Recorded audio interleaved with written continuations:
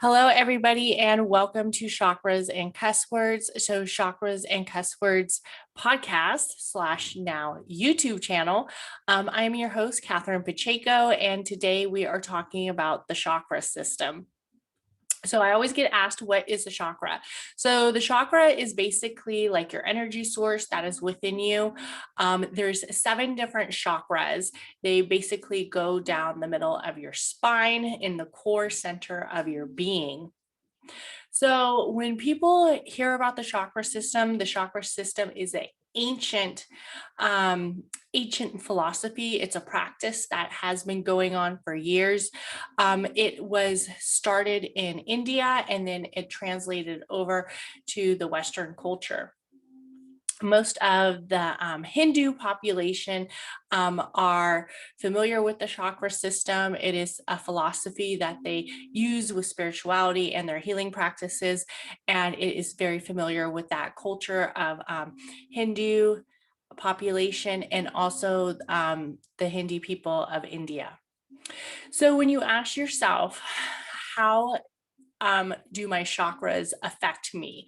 How are my chakras affecting my everyday life?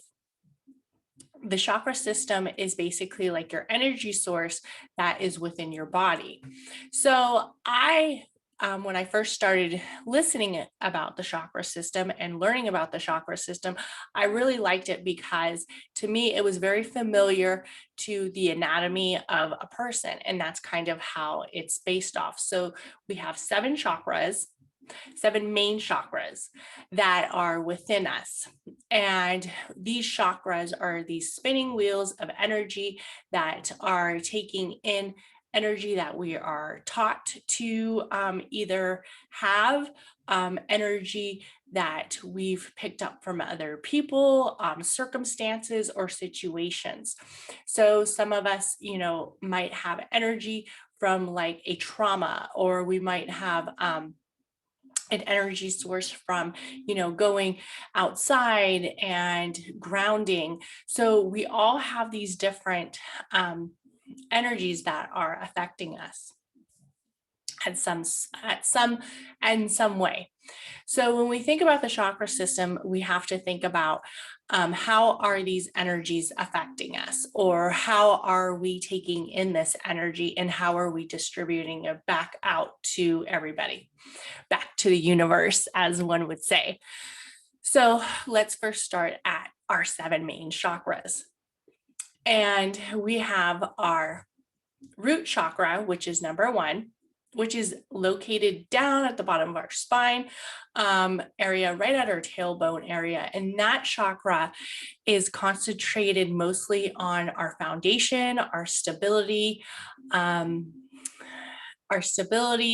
and like when you think of a root, think of what a root actually means. Like a root is like what centers you, it keeps you strong. If you were a tree, for those who have done my guided meditations, I use a tree as an example. If you are a tree, what is holding this tall, strong tree up is a root. So the stronger your root is, the stronger you will hold on. So there are all kinds of things that can affect our root chakra, like it usually happens when we're first born and the earlier stages of life. So that would be like childhood trauma, maybe the feeling of instability, some kind of conflict like that. A lot of trust issues are resembled in our root chakra.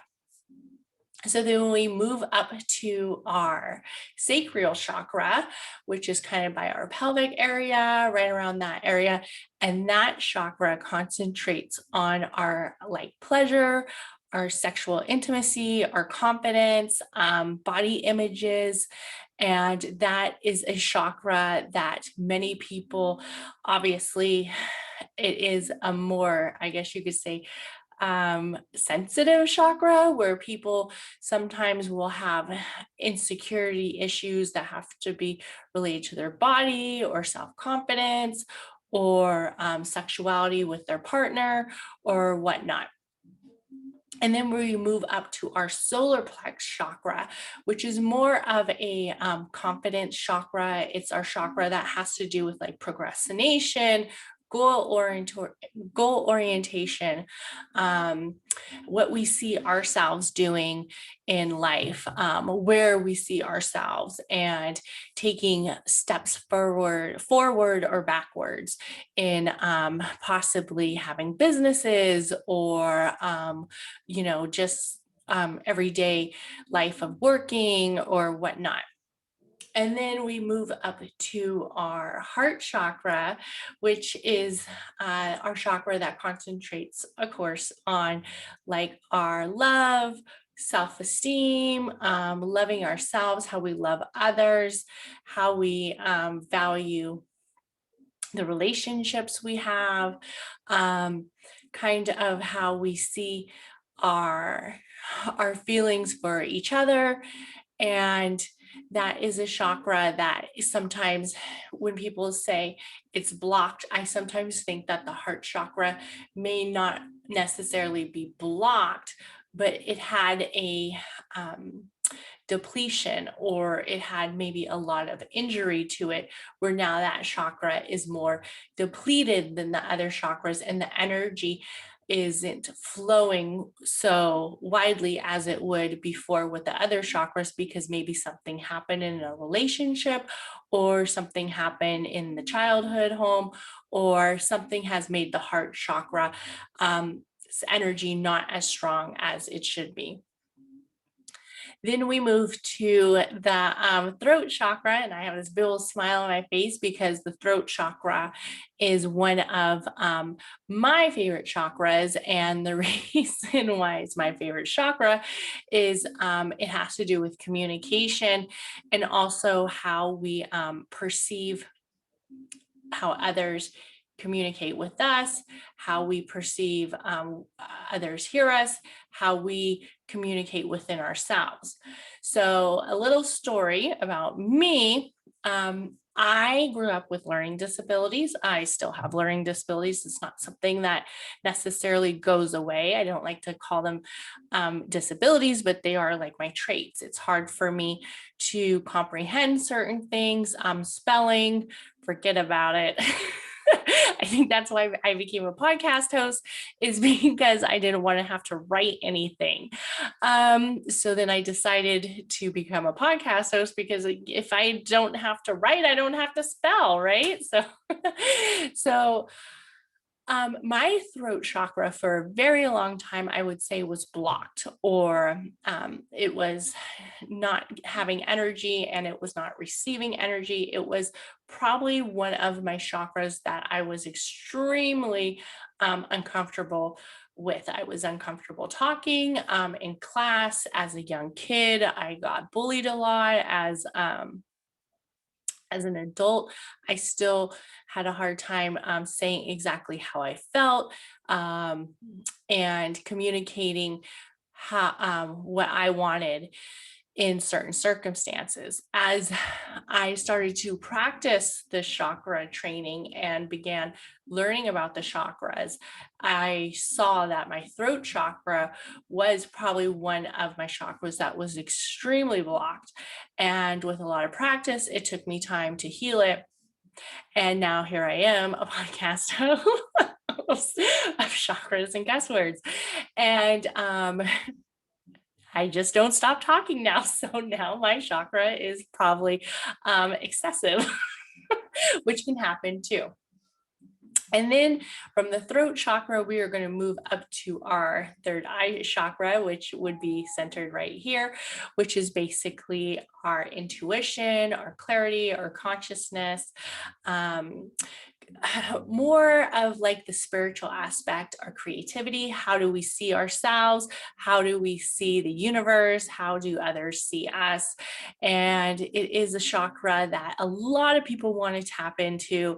It is one of the chakras chakras that I always sometimes get asked about, like how do I get a strong third eye? Because people want to become intuitive, or they want to have intuitive training, or they want to really dive into that part of, spirituality and how you see the universe and how the universe sees you in return. And I will have to say that there are exercises you can do, and there are things that you can do to help activate your third eye chakra. I also do believe that some people are born with a stronger third eye in comparisons to others. Just some people are naturally gifted, they're naturally intuitive, and it's just something that kind of flows easy for them. With that to say, you can still practice, you can still try to open up your third eye fully, and with with everything, practice makes perfect, and the more you practice it, the better you will become. So I always hear that, how do you open up your third eye? I want to open up my third eye, I want to see the future. And wouldn't that be nice? I don't know, would it? I'm gonna think about that. So then we move up to our crown chakra, and our crown chakra is like right on the center of our head. It's our chakra that definitely is with clarity, our consciousness, our conscious state, how we gain knowledge, how we take in the knowledge and give it back out to other people as well. So when you think about your crown chakra, that is the top chakra right there. So when you think about the chakra system, you have a chakra that can be blocked. There's no energy coming through. It's very, like if there was something not going through, or you could have a chakra that's excessive where the energy is just overflowing. It's like a water cup, though the water is just all over the place and the chakra is just over here, over there.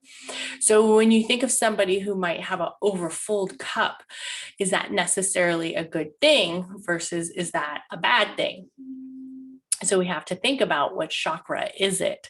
So if it's somebody who is maybe a little bit too grounded, and you're like, how could somebody be too grounded? And their foundation is strong, they're stable, they're confident, but they're too grounded. So they might be sluggish, they might be tired, fatigued often. They're very comfortable being at home. They don't necessarily want to go anywhere.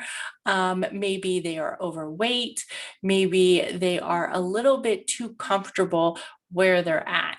So that would be a sign that somebody is a little bit too rooted. Too rooted? Can you be too rooted? I don't know, but that's what they say. To me, that just sounds like a homebody, right? But if it's coming to the part where it's affecting them, where they're not able to do things because they just don't want to get up and go somewhere, and they're too sluggish, then yes, it could be a problem. Or if you think of somebody who is has a high sacral chakra, they might be oozing out with confidence. They might be very flirtatious, very sexual, maybe even a little bit promiscuous, maybe too much energy in that direction, and it's causing conflict in their relationships, or it's causing conflict with other people. Usually when the sacral chakra is a little bit too intense, it might not be a good fit in a marriage or something that is happening in that aspect.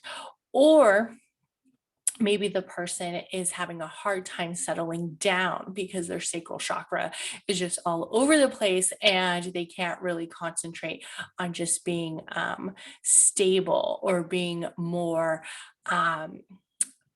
content, and they're often seeking pleasure, or they're often seeking validation because their sacral chakra is always energized and they're just ready to go. And then if you think about your throat chakra being excessive, like the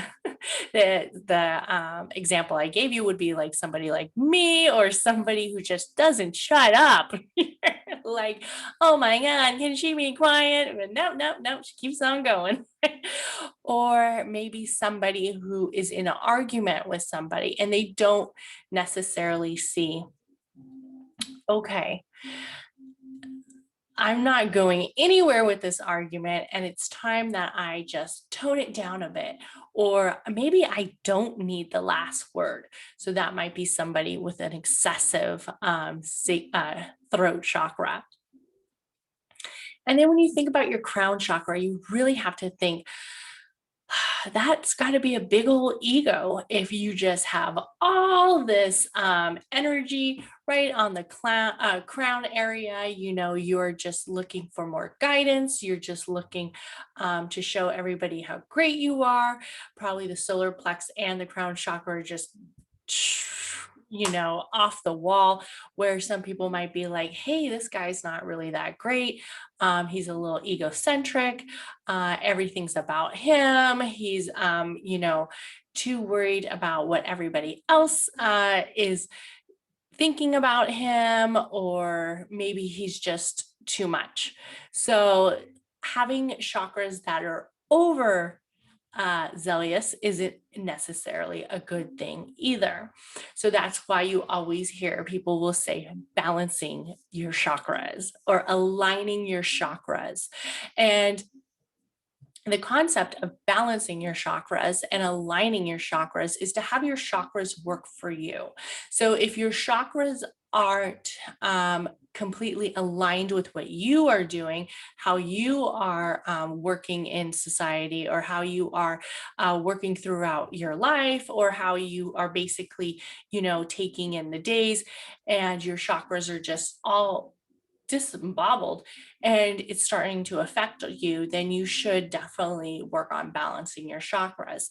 Or if you see that you're having problems with your relationship and you want to see, well, what is going on? It's because, certain chakras might be unbalanced while other ones are extremely intense. So definitely the term balancing your chakras is a term that is used because a lot of people have a hard time kind of getting that even approach to each chakra and having them aligned fully.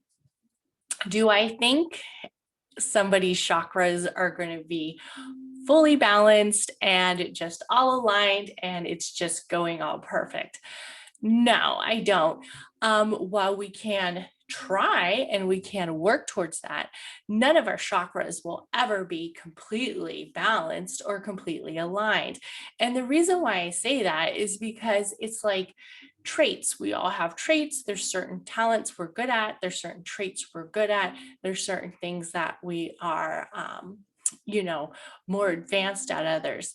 It's like you can't be perfect at everything. And we can work towards it and we can try to meet that alignment, and we can try to meet that balance, but really working on the ones that we are deficient in, or the ones that we are blocked in, or just over excessive, especially if it's harming our relationship or harming ourselves, are ones that we should definitely look at. So with that in note, I have a little chore for you guys. I want you guys to comment what chakras you think are either imbalanced or too, or just excessive, that you feel like you would want to learn more about.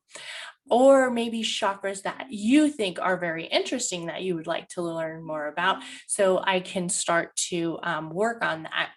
I'm actually going to probably do a series, and of course the podcast, but I wanted to put a YouTube out here because it's been something I've been wanting to do. And I decided just to go ahead and YOLO it, do it. And here it is. Okay, so leave a comment on what chakras you would like to learn more about. Please comment, like, and subscribe, and share this video, and follow Chakras and Cuss Words podcast on your favorite podcast channel. And everybody have a great day. Bye.